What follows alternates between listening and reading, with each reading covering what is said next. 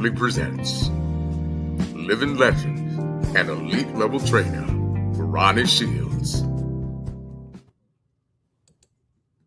Guys, it's my favorite time of the week, Tuesday at 8 p.m. Eastern, 5 p.m. Pacific.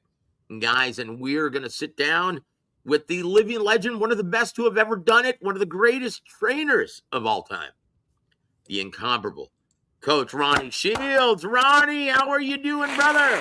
Oh, man, feeling relieved.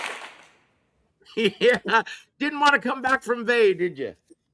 No, you already know it. Yeah, but it's back to the grind, brother. And I tell you what, Back to the ground. I couldn't do this or wouldn't want to do this without my partner in crime, my brother, J.R. Bell from the Boxing Source. J.R., how are you?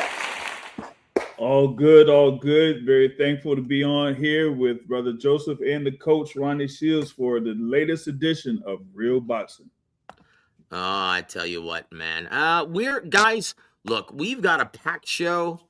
And so we're going to get right down to it, guys. We're going to get right into this. How do you like that? Hey, we ain't ducking and dodging nobody. It's time for Fact or Fiction.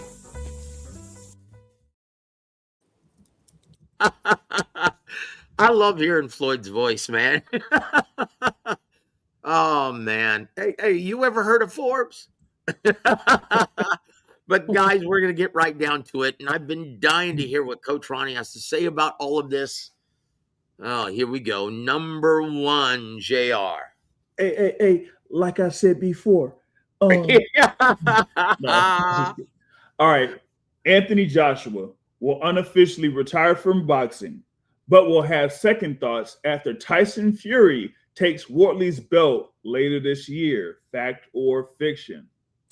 I don't know how to do that. I don't know how to say this because he never retired. Oh. Okay, so And obviously I got firsthand knowledge of somebody that's really, really close to him. Said he don't know where it's coming from that he retired from boxing. He never retired from boxing. Wow. So you think, or what you've heard, is that he's going to be back in the ring later this year? Probably later this year, absolutely. Because I know that the February fight is completely off the table now. Yes, absolutely. Absolutely. That's what I've heard. But yeah. I don't think he's going to fight in February. Definitely not. But as far as being retired, no. He never officially said he retired. Well, I tell you what, that is beautiful. And James, do you smell that, brother? You smell what the rock is cooking? Hey, man. Woo! Hey, like I said, breaking news there, breaking news. Well, look, Ronnie, and talk about this because you've dealt with loss. And a lot of it throughout your long, impressive tenure within this business. How do you deal with it and just pick up your boots and just forge ahead out of necessity? How do you do that, Ronnie, in this business? The thing about it is, Joshua's two friends, they both came down here when he came down here. So I met those guys before. And when I went to London to go to London, when I went down there, I met both of those guys also. But I think deep down, he knows those guys was behind him 110%. They was behind him, and they would do anything for him. And definitely they wouldn't want him to say, okay, because we're not here anymore, don't fight again. He got to, they would want him to do what his passion is to do. And if he wants to fight, then that's what he's going to do. And he knows those guys was behind him. One of them, was his conditioning guy, definitely. And the other one, he was more like a bodyguard / helped him do anything else he needed him to do. So, he definitely knew that those guys wanted him to fight. So for him, this has to be of course, it's tragic when something like that happens. But he understands what they would have wanted him to do, not because they died. They would want him to give up his career because of that, And I know that why it's hard to lose someone, at the same time, he still have a passion for living and for boxing. So once you have that, they wouldn't want you to give up your passion because they're not here anymore. They was behind him 100% with his boxing. He knew this. And, and this is why, when I first heard it, that he retired from boxing, and I texted a friend of mine in London, and he said, man, I just left AJ. No way. He didn't say that. He don't know who put that out. So it's not true that he put it out that he was going to retire. Now, it may come to a point to where he may say he's not going to fight again. But that's going to definitely be his choice and his choice alone. There it is. There it is, guys. So we want to thank Coach Ronnie Shields for being truth serum and actually getting the record straight that it doesn't matter what his family says or what people around him say. It's all about Anthony Joshua and how he feels about his future. And look, Coach Ronnie, and you've been in this business for such a long time, and you've dealt with people loss around you. And when there's that much money on the table in a potential fight with Tyson Fury, can you imagine that not happening? Well, look, a guy in Joshua's position, a guy who has money, yes, I can imagine it not happening because he may just come up one day and say, you know what? My passion is gone. I don't want to do this anymore. Joshua isn't a guy that's just going to do this for money, just for the sake of money. If he needed money, that's probably been a different story. But he doesn't need the money. That's the thing. He has his money. He's taking care of his money. He has businesses. He has everything going for him. So he's doing this because he's been wanting to fight Tyson Fury for a very long time. And it just never happened. But now the opportunity is presenting itself again. So I fully expect if he's going to fight again, it's going to be definitely later in the year. And I definitely feel it's going to be Tyson Fury. So, and with you being around people who have had to deal with these sorts of things, you would be the first person to tell them, look, if your mind is not right, the last place you should be in is the ring. Can you expound on that, please? Yes, absolutely. I've been around people who've done this before, who've got in the ring, not because they wanted to, but because they had to. And that's a big difference when you step in that ring. It's a big difference, and sometimes, guys do it because they need the money. Sometimes they do it because they don't need the money, But, the thing about it is, man, it has to be a reason to go in that ring. And sometimes it's a good reason, a valid reason. Sometimes it's not. I've seen guys go in the ring because, sadly, they needed the money. Oh, boy. And it never ends well, does it? It never ends well when you do it, when you don't have the passion to do it because, okay, this is the sport I love. This is what I love to do. It's a big difference when you do it for passion than you do it for money. Oh, that's when you use the Clubber Lang line. Boy, if you do it for more than just a labor of love, pain. Oh, geez. It's nothing but pain, and it never ends well. Just ask Subriel Matias. Oh, boy, we'll get to that in a second. But I tell you what, and we want to thank you, Coach, for all of your insight. We really appreciate it. Let's do this, guys.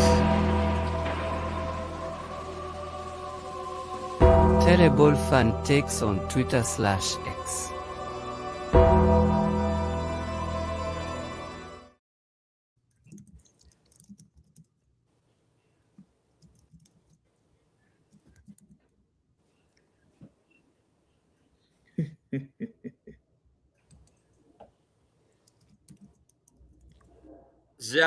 Care of our colleagues from the Boxing Voice, not to be mistaken from the Boxing Source, because you'll never get this opinion on the Boxing Source. Here we go, guys. That Ostarine got his system, right? They took that shit out of his system, right? Is that what it was?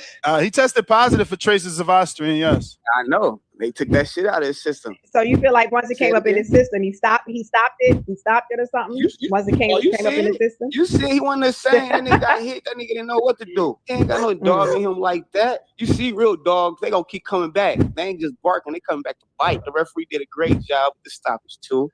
They took that Ostarine out. Oh boy. Yeah, that's enough. That's enough. Gee, wow, man. Hold on, let's see if we can do this again. There you go. There it is. Good to see you, Coach. Look, guys. So we're going to move to number 3, Big James. After getting knocked out by Dalton Smith, a.k.a. the UK Danny Garcia, Subriel Matias will never be the same. Fact or fiction? That's a fact. That's a fact. But it has nothing to do with Ostarine, does it, Coach? Not at all. Not at all. Not at all. Oh. Sometimes when you get beat up like that, and mind you, I didn't see the fight, but I did see the highlights. And when you get beat up like that, that's something your body will never forget. In the immortal words of Eddie Futch, Coach, when you fight like a guy who likes to, let's just say Jaime Munguia, when you like to block punches with your face, when you crack that rock, and it's never the same. And in the mortal words of Eddie Futch, you fight like that, you're going to have a short but glorious career. Have we seen the best of Subriel Matias? Yeah, but when he won the title. Oh boy. That's the best. I mean, how do you deal with that? How do you deal with that, Coach? Well, look, every fighter is different, right?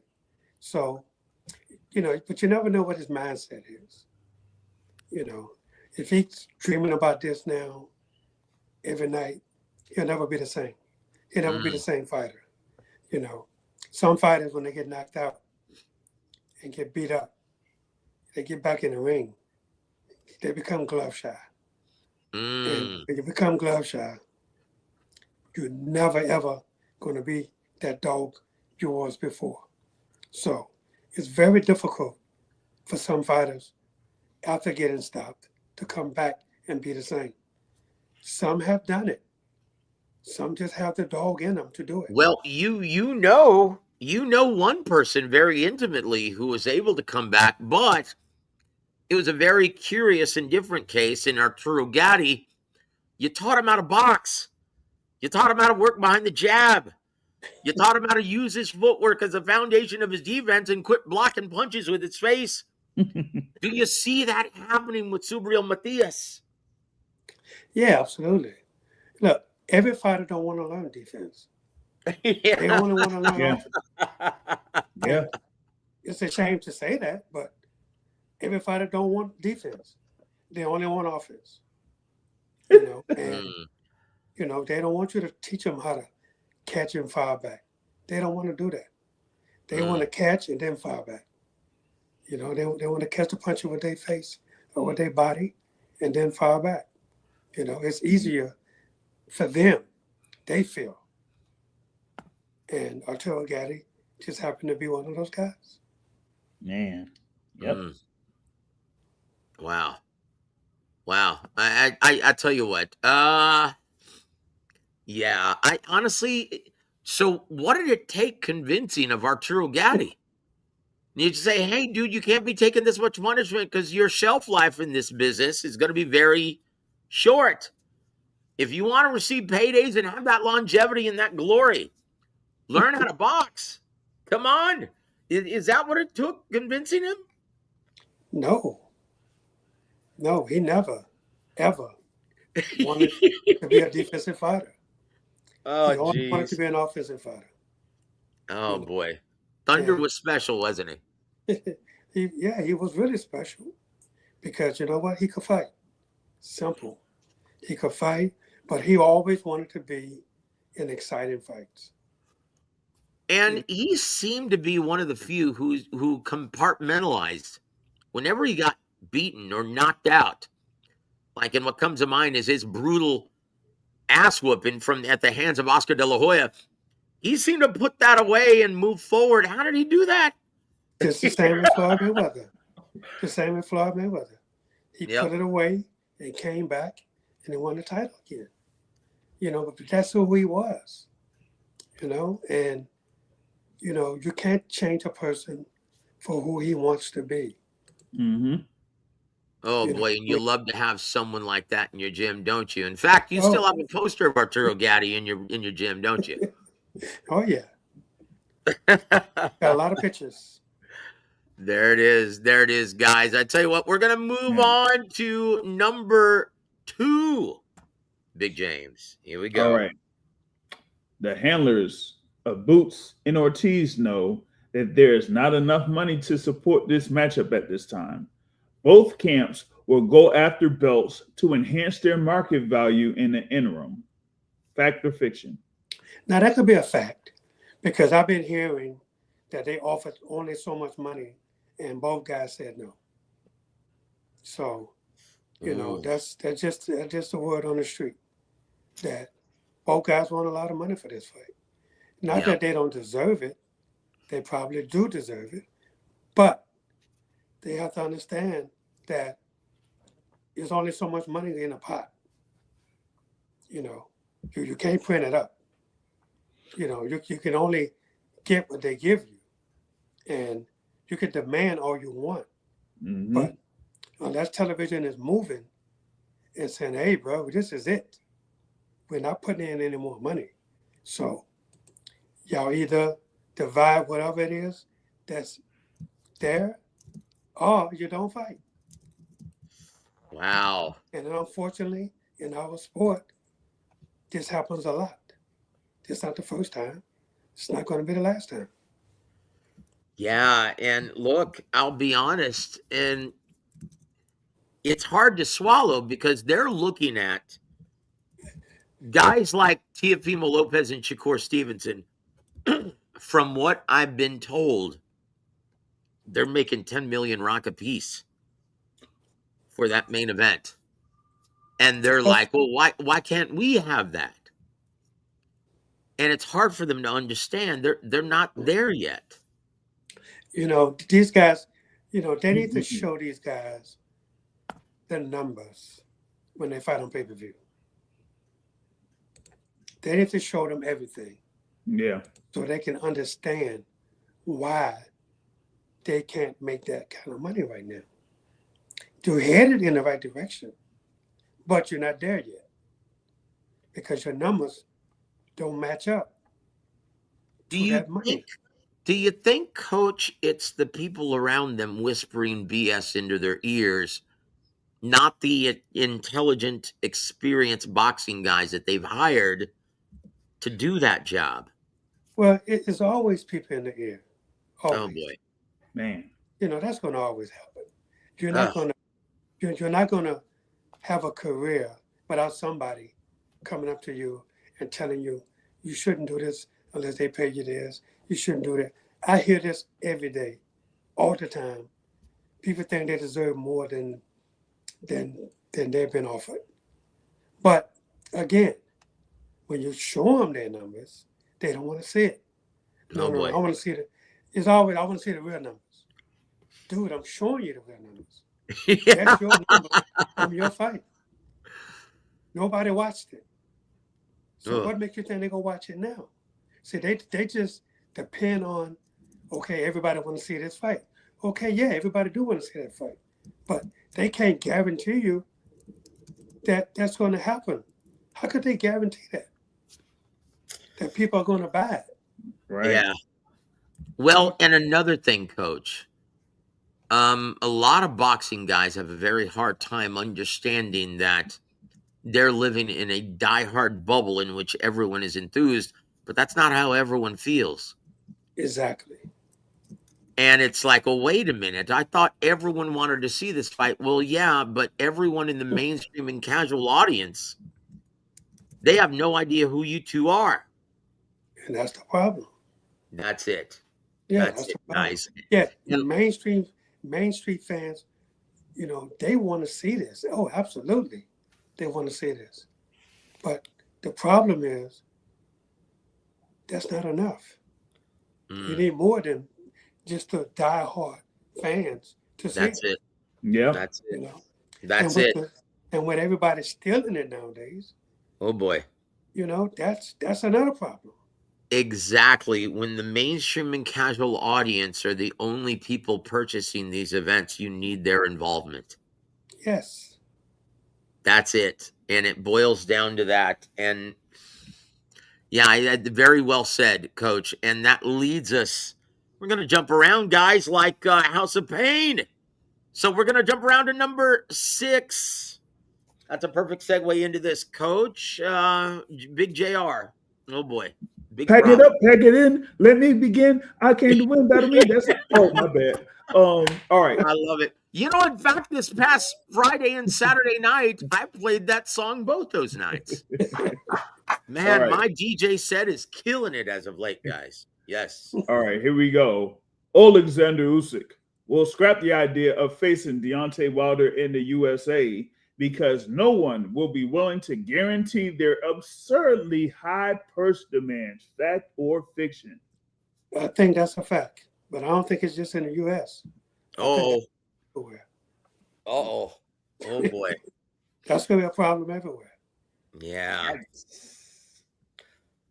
Oh boy, and it's the same exact problem that we just talked about.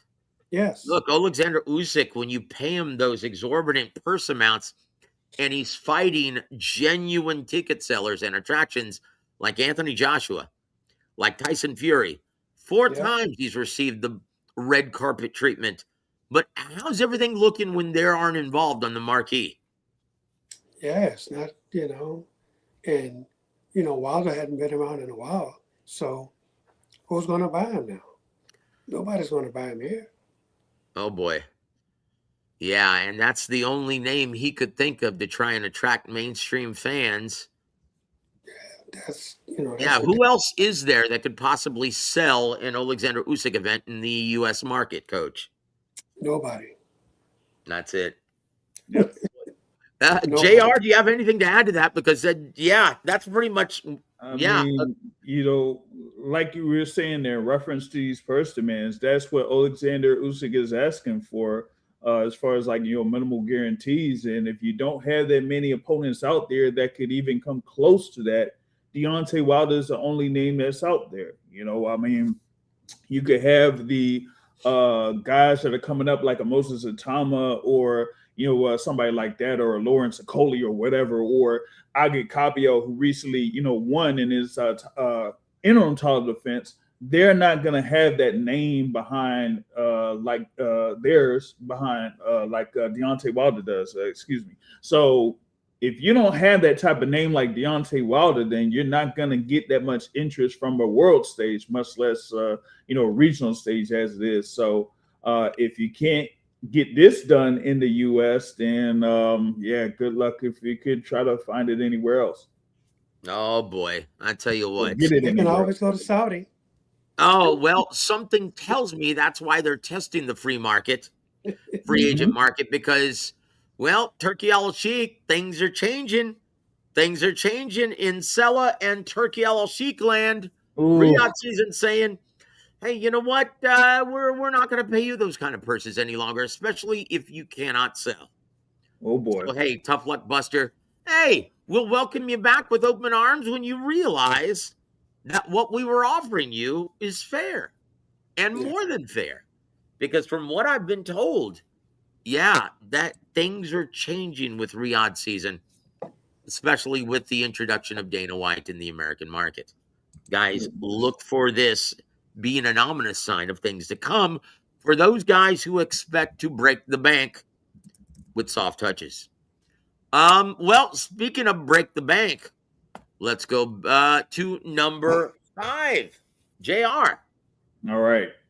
Agit Cabello should take a good look at what happened to Subriel Matias and learn how to fight behind an intelligent jab, or he will suffer the same fate in 2 years. Fact or fiction? Oh, that's a fact. But it might not take 2 years. Yeah. Man. Woo! You know, Coach, did you see the highlights for this one on DAZN? I didn't see the highlights on this one. Well, look, they spoke to your former fighter, Filip Ergovic, Right. and he said, well, look, I thought Damian Kneba was doing very well until the ref stepped in and stopped it prematurely. He was winning every round until the stoppage. And look, I'm telling you right now, if they pair me up with Caballel, I'm going to knock him out because he takes too many shots. Yeah. Coach, what is going on here?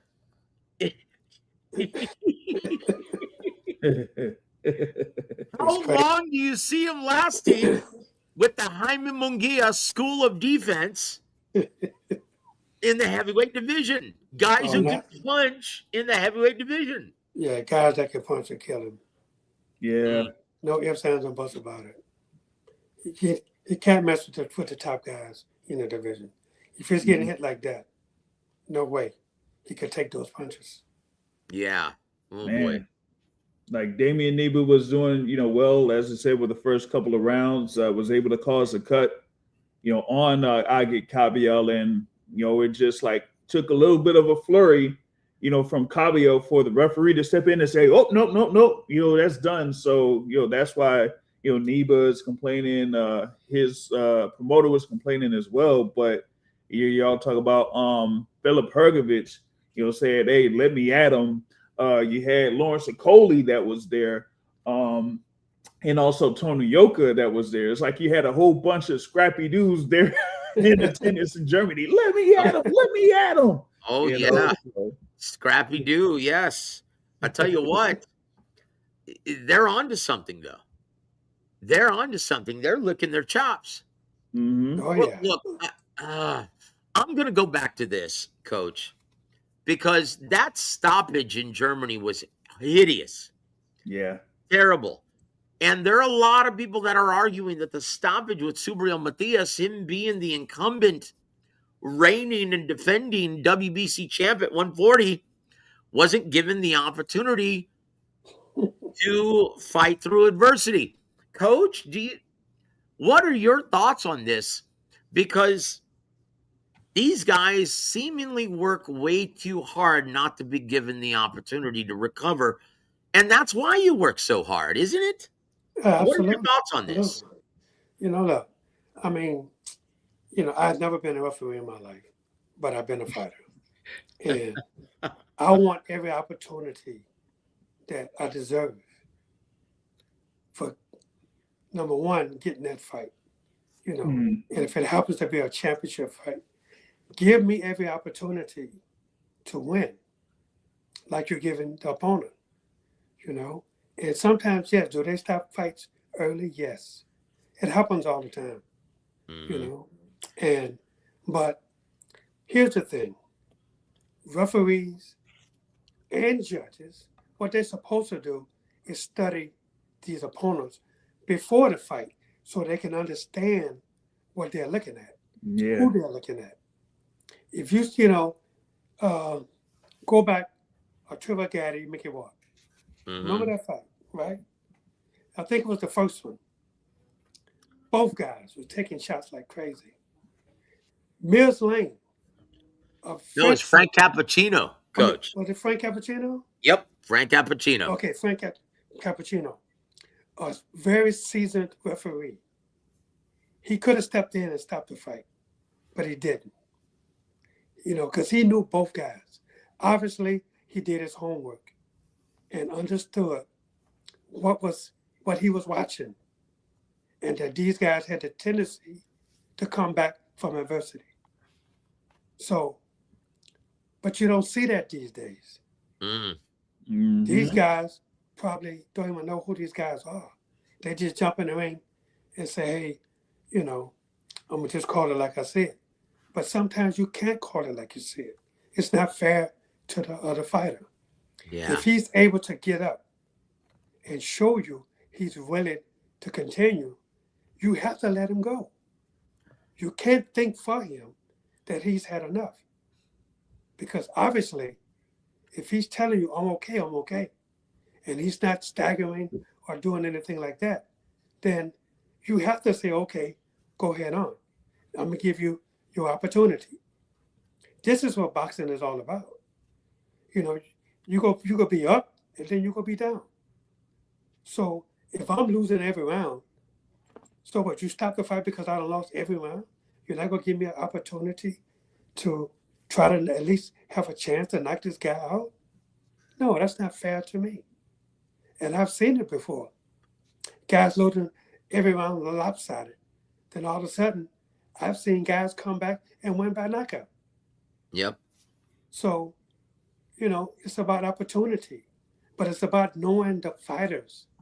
And this is why these referees have to get in there and they have to study these fighters and understand who these guys are, what they're all about, what they're willing to do. You know, anytime a guy steps into that ring, that means he's willing to do whatever to win. Yep. Yeah. You know, it's only like 1% of guys that go in there to lose. Yeah, and they don't get to this championship level opportunity, or the like. Look. I will say this. Coach. This is the reason why you see fighters today not wanting to take those calculated risks, because they know the first sign of them getting buzzed or hurt, there runs a chance of the referee stepping in and calling a halt prematurely to the bout. Yep. It hinders the product. It does. I mean, think about, like, in this instance, when you had Adrian Broner there, you know, where he was getting knocked down multiple times and it was continued to get up. He didn't stop the fight then. Right. But, you know, in this particular instance, at least here, when you have a world title fight, the defending champion there in Subriel Matias going into the bout against Dalton Smith, and it was a very, very good fight. Very good fight. Lots of action, you know, going to that point. And then when Subriel Matias gets knocked down, yes, he gets up. Yes, he has, you know, some type of moment. But, you know, like you were saying there, Coach, when you have it being not only a world title fight, but it's a mandatory defense of that world title, and they wave the bout and you lose the title, guess what? You don't get that opportunity to win that back in a rematch. You have to start from scratch. Yep. And for Subriel Matias, he had the IBF belt. He lost the IBF belt to Leon Paro, had to win a few fights to get that WBC belt. Now going up against a mandatory challenger and losing, he has to do it all over again. And not only that, you were talking about him with the defense. He has that moniker of not only like not having defense, but having the expectation of walking down his opponents and wearing him down and stopping them. Now that whole little aura is gone from Subriel Matias. So where does he go from here?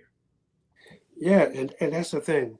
When it's a mandatory, you can't get a rematch clause.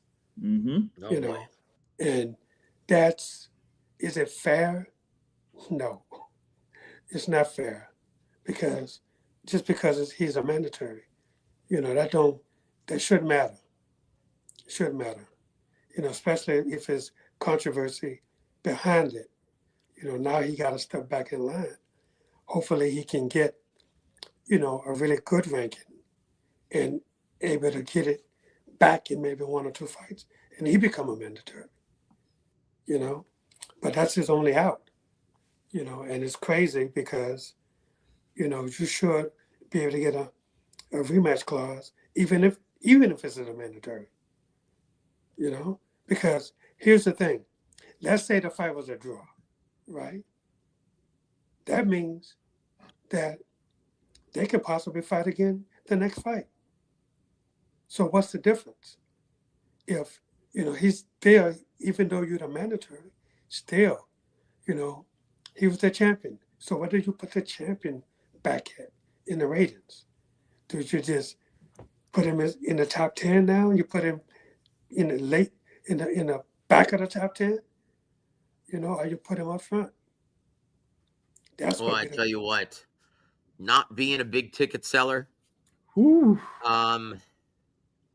The defensive strategy of blocking punches with your face, get knocked out for the first time. Yeah, it's boy, his future looks in question, Coach. And look, once you, like I stated in the outset of the show, once you crack that rock of a chin, boy, it's very seldom is it ever the same. Yeah, guys, we'll see what happens. But one thing is for sure. These guys, Coach, this is why you train so meticulously. This is why you get into fight shape. And most fans don't know this. You're only going to recover quickly if you're in that great shape. Absolutely. Do you think him moving from Coach Panda's gym in the high altitude of Mexico had everything to do with this? Strong possibility. I mean, there's a lot of factors that you can say, but who knows?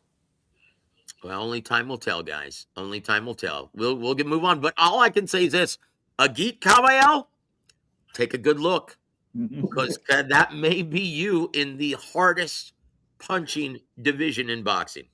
Take notes. Yeah. Oh boy. Let's jump around. I want to get Coach's thoughts about this one right here. Number 8, Big James. Okay, Raymond Moretaya will be one and done as the IBF champion on January 24th. Fact or fiction? Oh, that's a fact. This is a very difficult situation for Raymond Moretaya and his team. Yeah. And look, I'll tell you who I'd be pissed at right now, and that's the brass at Top Rank. Do you realize that Eddie Hearn in Matchroom Sport won this purse bid at the bargain basement price of only $880,000? Wow. Yeah. And now their retail price is $880,000. You win. No, now, seriously. And now they're the lead promoter at this event in a fight that no one's talking about at the Fontainebleau. Yeah. And where's Top Rank? Crickets. What is going on? Have you heard anything about Top Rank? Because I'm sorry, can you call them a major promoter without any TV dates any longer? Yeah, that's a shame, man. And, the thing about it is nobody's saying anything that if they got a deal or not, and I know they're working. They've been working hard and working on the deal, but they haven't announced anything. They're not saying anything. They're keeping quiet about it, So hopefully they come up soon and say, "Hey, here's what we got." Hopefully they get a deal, man, because they're losing all of their fighters right now. Yep. Everybody's walking away. Look, all I'll say is this: pimping ain't easy. That's what they're doing. They're pimping out all their guys to the lowest and the highest bidder. Yeah. Look at this Teofimo Shakur fight card with Matchroom Sport once again being the lead promoter. Yeah. And this is Turkey Al-Sheikh and Sella as well.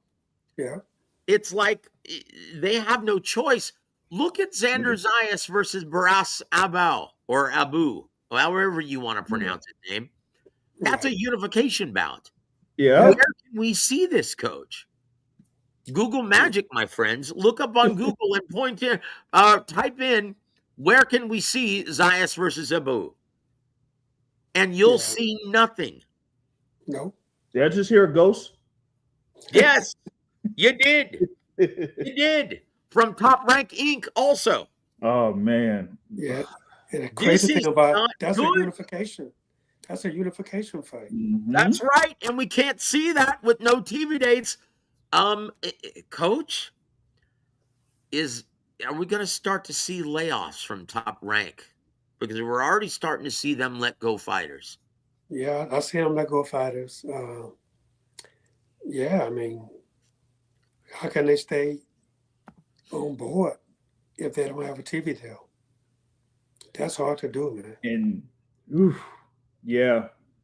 And the thing is, without a TV deal, you have those things with the guarantees or minimal guarantees. So yes, the overall, purses that these fighters are, they're used to getting, they're not getting them anymore. No, so that's why you're shopping around and seeing if they could get the best deal elsewhere. But if not, then they're going to have to, fight for whatever's available on these shows. Well, I tell you what, I have to bring something up, and we want to thank everyone for joining us from both the boxingsource.net as well as World Week Boxing. Look, our brother Bull Rider Game Farm, thank you for joining us, brother. And he says Dalton fought dirty. Look, I know what you're saying, and we're going to ask the coach this. Coach, do referees have to start being more officious when someone starts to tie you up on the inside and doesn't let you fight? Because think about this. As early as the second round, Dalton Smith started doing his best Devin Haney impression and wrapping him up like an octopus. And when your entire strategy is being able to work proficiently and effectively on the inside, when that's gone, do you have any chance to win? See, here's the thing, right? There's rules to this sport. This is why you have a referee. Mm-hmm. If a referee is not going to do his job, then he shouldn't be a referee. I mean, that's just simple. He knows holding and hitting is not part of the sport. Holding is not a part of the sport. Of course you're gonna get in clinches every now and then. Okay, then you break them out of the clinches and you let them go. But when it's consistently happening, you're supposed to say, okay, stop. I'm gonna take a point away from you. Once you start taking that point away, that stops them in their head, well, I can't do this anymore. Otherwise, I'm gonna get disqualified.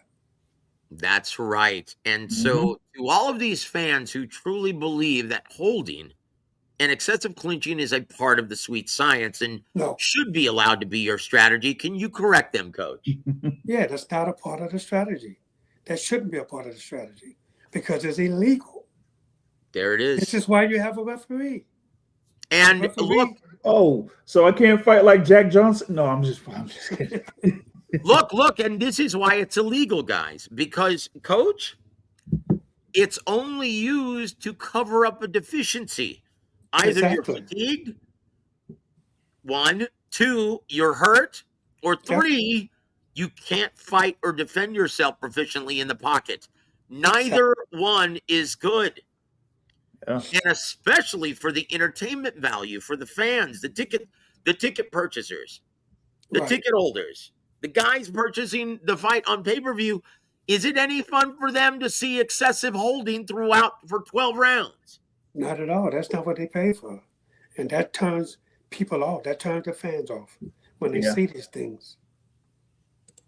There it is. So I tell you what, best of luck, Dalton, against Richardson Hitchens. If you fight him, you're going to be one and done as the WBC champion. Coach, who do you see him beating? I don't see him beating anybody, to tell you the truth. What if they have him having his first defense of that WBC title against Alberto Puello? That's a tough fight for him. Yeah. Look, he's going to get outboxed, and he's going to get embarrassed and possibly stopped late. Absolutely. Well, I tell you what, if I'm a promoter I'm not going to be putting any more events in New York because they just aren't busy enough to stay sharp. And coach, just like fighters, if you're not active, look at Steve Willis. Look at RV Talk in their last several performances. They really, pardon me for saying this, but they really screwed the pooch on the highest level. You can't do that. They're just not active. There aren't enough events being staged in New York for them to stay sharp. And, back in the day, I know referees, they used to come to gyms when they know they wasn't going to be active, and they referee the sparring. That's it. To stay sharp. You know? And I don't know if these guys are doing that today. Of course they're not. I've seen them. Well, I've seen some. I've seen it. Yes, I have. I got to say some of them, I have seen them do it. But not everybody do it. It should be mandatory that they go to some gym. But the problem is if they do that, right, and then they have to referee those guys in a real fight, that might be a problem because they might tend to lean toward those guys' side, which is not what it's supposed to be for, That's right. But they shouldn't be able to referee a fight like that. Well, I tell you what, for that nugget and for that insight, Coach, you receive the War Week round of applause. There you go. Tell you what, I didn't even think about that, Coach, but you're right. That used to be a regular thing back in the day. It did. Oh, man. Because I'll tell you what, Coach, the sad reality is in New York, you know how we have club shows every week in several different cities in Texas? I mean, it's a constant thing every single week. You don't even have club shows in New York any longer. Nope. Wow. Because of the taxes, it's not cost effective to even stage club shows in New York any longer. Wow. And so with that said, would you ever want your fighter to fight in New York again? Remember the last time you had Vito fight in New York? How was that decision? Yeah, it was terrible. There you go. Hey, who was the referee in that particular fight? I forget who it was. Steve Willis. Steve Willis, yep. Wait a minute. You mean the Jerry Curl guy? From Javante Davis and Lamont Roach, costing Lamont Roach that title. Hey, like I said, that was a few weeks before. I was there for both of them, and oh man, I'll say my story for off the air. I'll just say that. Yeah. Well, I tell you what, we're running out of time, guys. We're already 50 minutes in with the coach. Oh boy, we're going to segue into this, and this is a big one, guys. James, the honors, please. All right. Ryan Garcia versus Mario Barrios being handled exclusively by Sela in Riyadh season is not a good sign for PBC and Al Heyman. Fact or fiction? And that could be a fact. Oh boy. Sad to say, but that could be a fact. What is going on? From what I was told, Coach, the deal was already made between Golden Boy and PBC in November.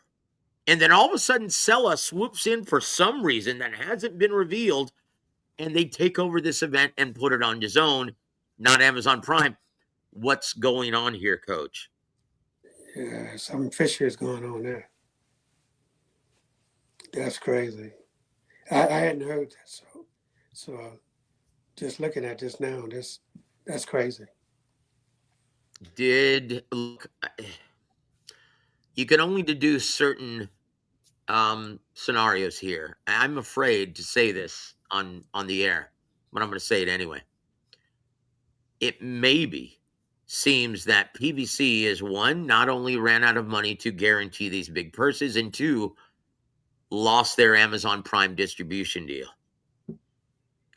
Because from what I've been told, Coach, Sela is handling everything, and PBC and Golden Boy, they aren't even going to be involved, but just on the marquee and furnishing the fighters.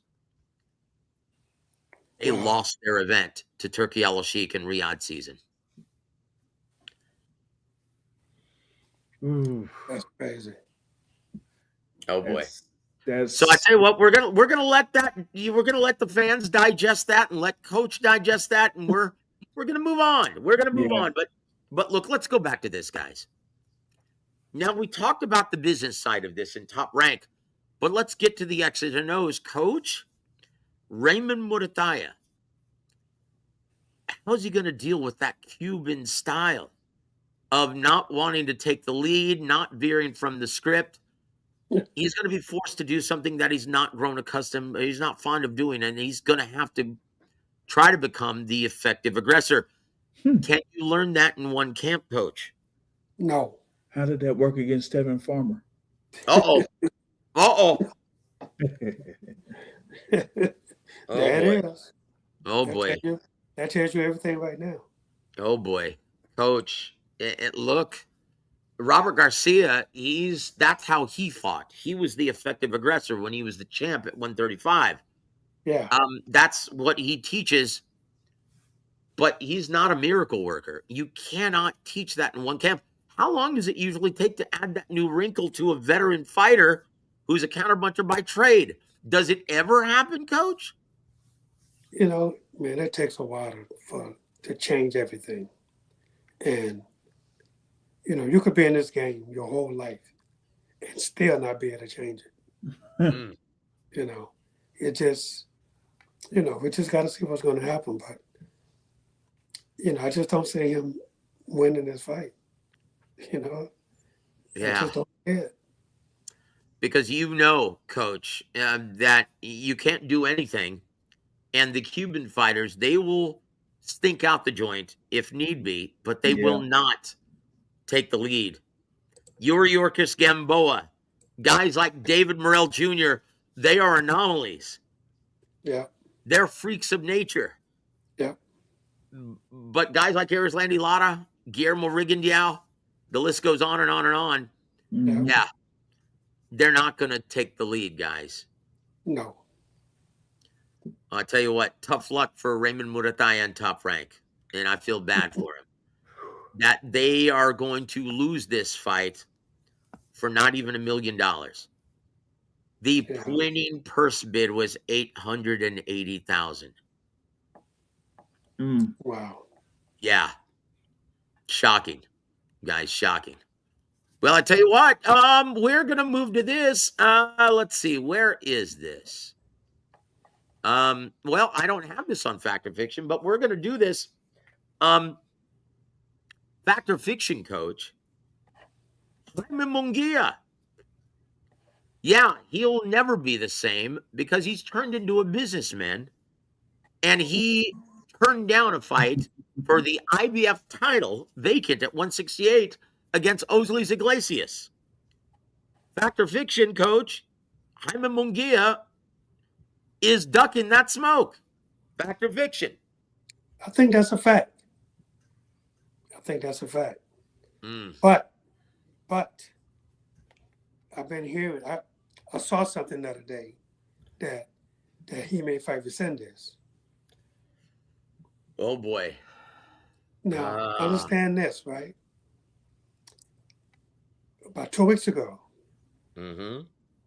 actually 3 weeks ago, before I left to go on vacation, I got a call saying that Jamal Charlo was going to fight Vicendez February 21st. Say, great, perfect. So, you know, of course, we started training. Then I went on vacation, came back. When I got back, I got a call. Jamal Charlo is not fighting February 21st. He's not fighting for the title. So, and then I saw something that I read about her trying to get that fight for Munguia. So, I'm trying to make sense of it, and I can't. Coach, this decision has everything to do with Sella being in control of this event now. Everything. Yep. First thing First thing I thought, hey, whew. That is a darn shame because I tell you what, that would be a big win for Coach Ronnie's gym and Jamal Charlo. Because that style is tailor-made for that shotgun jab of Jamal Charlo, isn't it, Coach? No doubt. Oh, jeez. I'll tell you what, Christmas may have come 2 months too late. But look, that would have been Merry Christmas all over again because that is a gift with a bow. Jamal would have carved him up like a Thanksgiving turkey. Oh, yeah. I'll tell you what, guys, we're going to try to do a tight 60. We're going to do 2 more very quickly. Let's do number 10. James? Right. Here we are. Dana White will fail to make a big impact at his Apex broom closet on January 23rd. Fact or fiction? Fact. Coach, what happened with Vito Jr.? I thought he was all giddy about working with Dana White, and now he's not working with him any longer? Man, I'm so happy.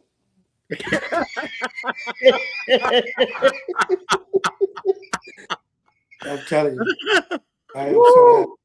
You don't know how happy I am.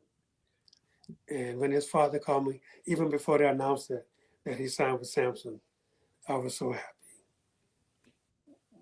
Oh, I'm sure you were. I'm sure Yeah, you were. I tell you what, guys, we're gonna do this. We're gonna give this to Ronnie, Vito Jr. and Vito Sr.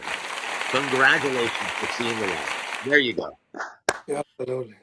Oh, I tell you what, because look, you know that they're trying to pull a fast one. They're not even worried about selling tickets.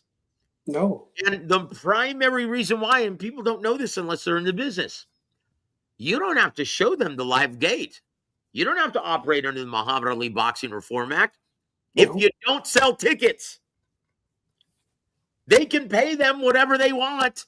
And look, if you're signing a multi-year deal, you don't have to show them how much you actually are paying out because it's scattered over several years in a $10 billion budget or something to that effect.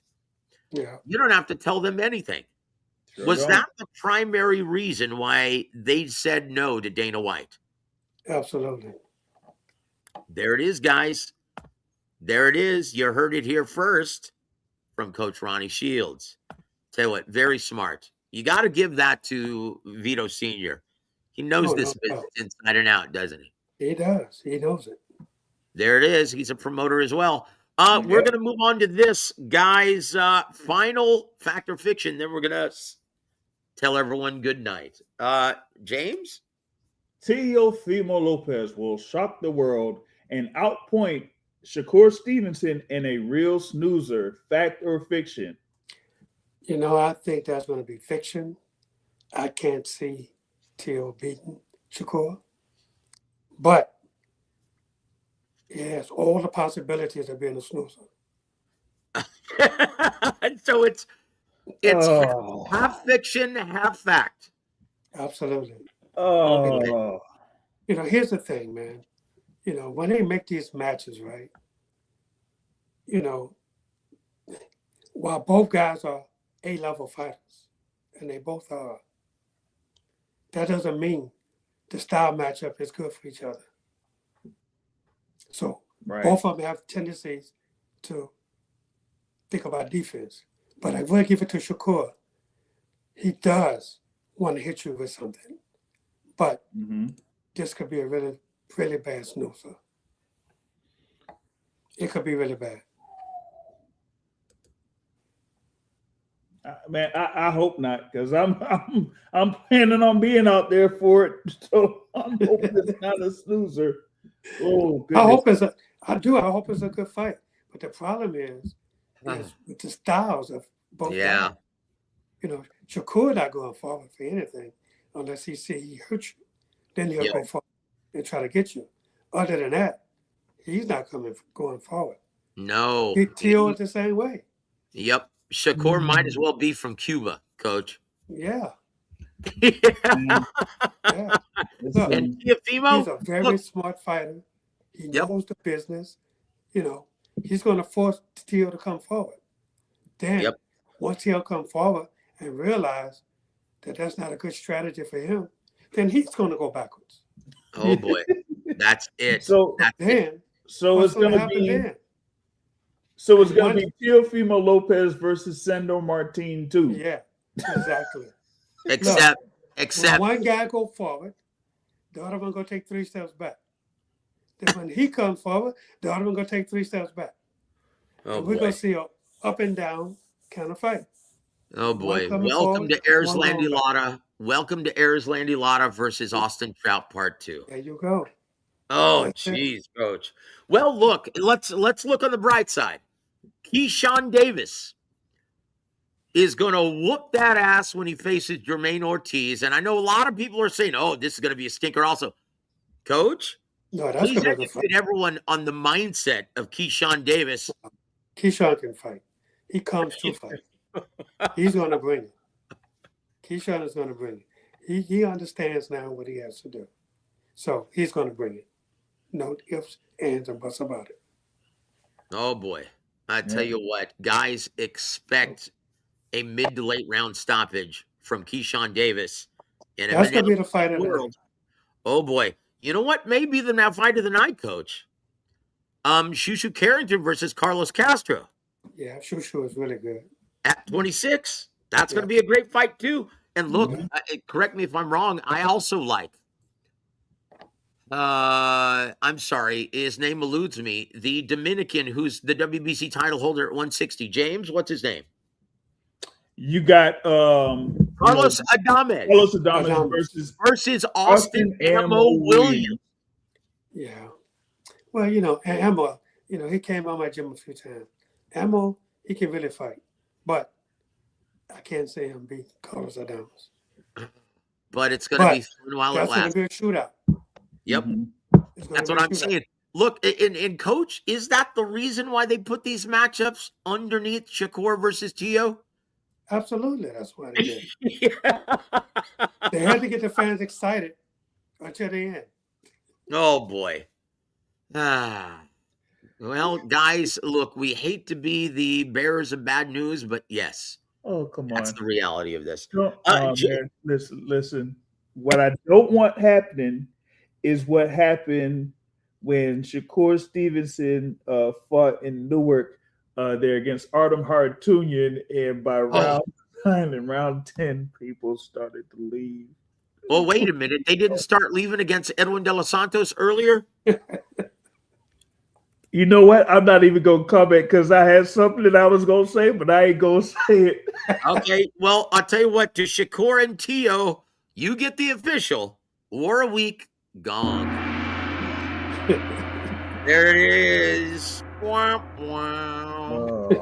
Oh, guys. And so, knowing this, though, and there's another thing, Coach.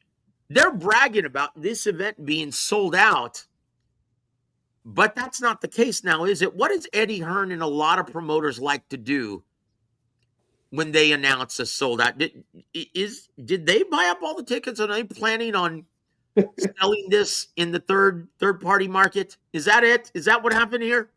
It could be. That could be.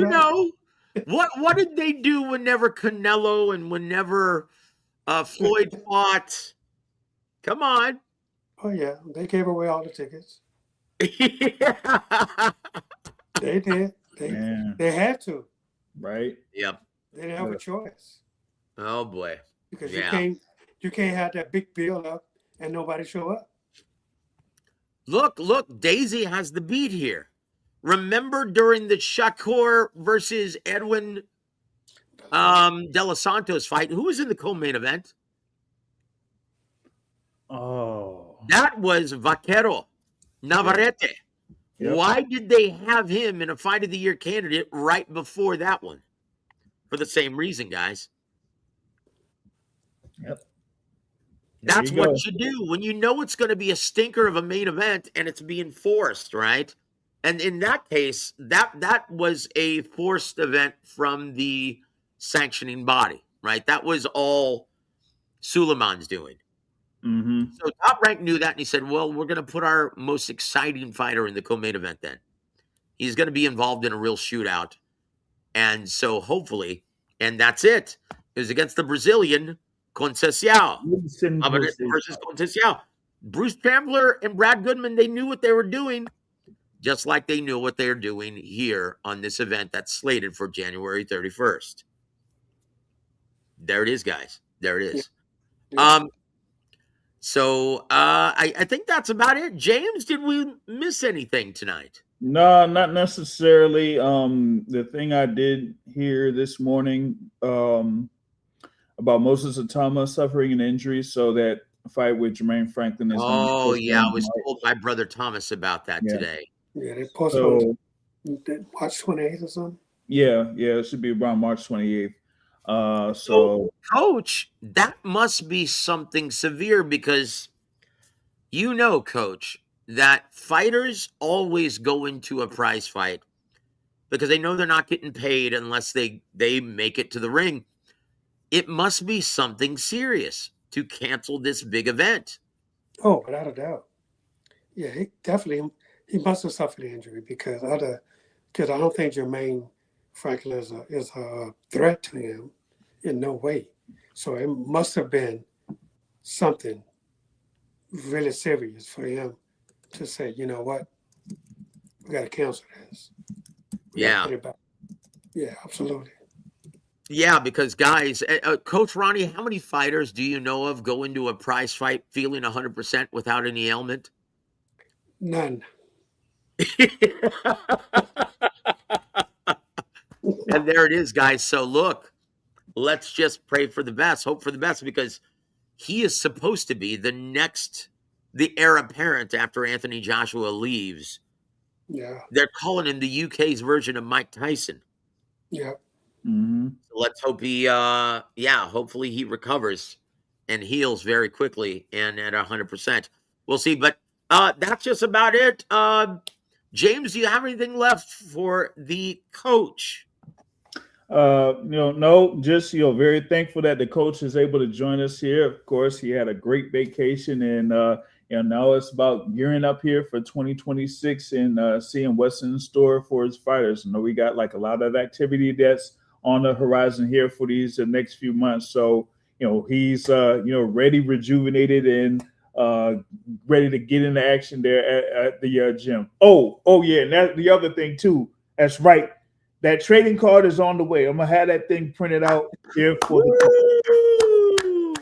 Yes, trading cards, guys. For more inquiries, where can they reach you in case because we know our fans, our extended family in the chat, we know they're going to be interested. How do we reach you for inquiries about your trading cards, James? It would be through Instagram. Best way is through Instagram or through Twitter/X. There it is. Thank you, JR, for being here, brother. We wouldn't want to do this show without you. And Coach, do you have any parting shots for our listening audience, sir? Yeah, as always, you can follow me on Instagram at official Ronnie Shields. Guys, on behalf of Big James, JR Bell, and the Boxing Source, and on behalf of one of the greatest to have ever done it, the future Hall of Famer, the incomparable Coach Ronnie Shields, I'm Joseph Herron. You've been listening to Real Boxing with Ronnie Shields. Have a great evening, everybody.